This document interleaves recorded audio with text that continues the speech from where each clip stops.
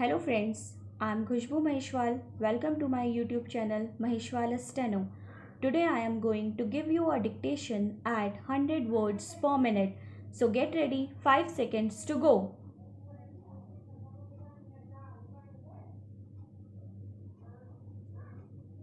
In this connection, I would like to mention about the circulation of money. The aggregate money circulated was of the order of rupees 7,000 crores, which has increased to about rupees 80,000 crores.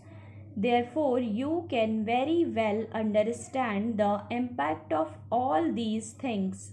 Now, much is being talked about the deficit of rupees 7,000 crores. I do not like to enter into it now.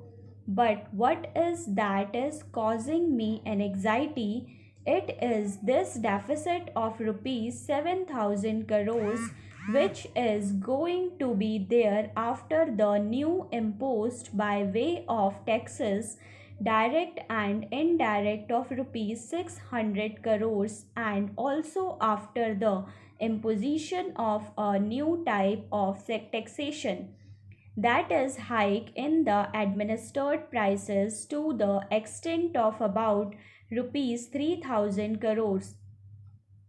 Sir, the Honorable Minister of State for Finance was mentioning that it was the practice adopted by some other government against which they have got something. Even if they had done it, it is not correct approach to the problem. If the Janta government had done so, it was wrong on their part to have done so because administered price should not become another instrument for raising the revenue. That is the fundamental position which the government should accept. I am opposed to this practice. I am opposed to this because if you raise your revenue by way of excise duty, customs duty, etc., they are to be shared by the states, whereas if you raise revenue through the system of administered prices, you retain everything with you, and I shall come to that aspect later on. Therefore, this is not be followed.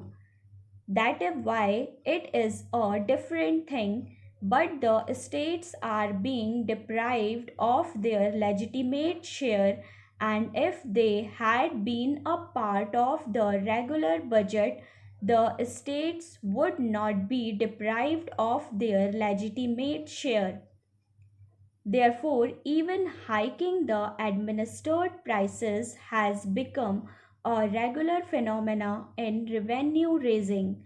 Last year, you might have noticed the budget imposed were of the order of rupees 963 crores, but the administered prices touched the figure of rupees 3000 crores during the year. This is the revenue income by way of increase in the administered prices, which is more than 3 times or 4 times more than what we imposed on the people by way of regular budget imposed. Now, some new taxes are also being imposed. As I have mentioned, the total comes to rupees 600 crores, and out of this, indirect taxation accounts for rupees 500 crores, and direct taxation is to the tune of rupees 100 crores. The point which has been raised by my friend is very relevant. He asked what the proportion is between indirect taxes and direct taxes. According to my information, at present it is 80% for indirect taxes and only 18% for direct taxes. Here again the trend continues.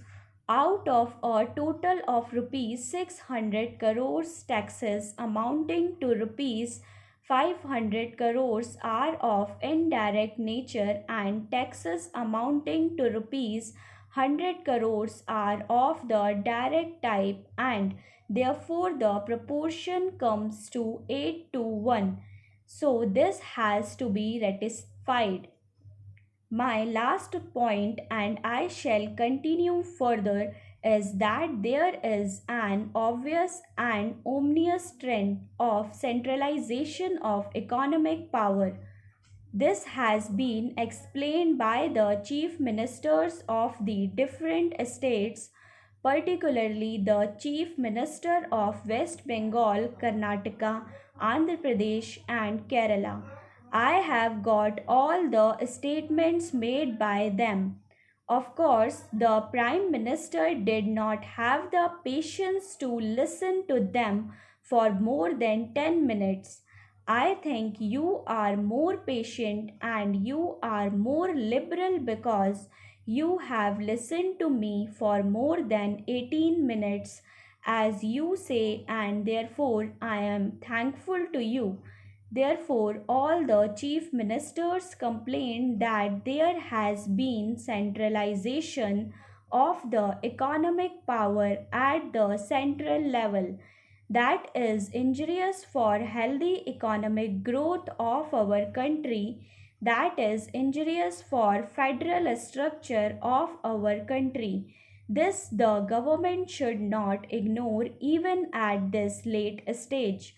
In this connection, I want to give one suggestion before I conclude. The Sarkaria Commission mentioned about the institution of Economic Development Council, and the issues raised by me here relate to the economic future of our country, which should be discussed in a forum of that nature. And I want that in the interest of unity and integrity, in the interest of developing cooperative federalism for our country, in the interest of giving a new direction to our national economy, and in order to recast a new fiscal policy, it is necessary that there should be a council of that nature. So friends, don't forget to like, share and subscribe my channel and press the bell icon for instant notification. Thank you.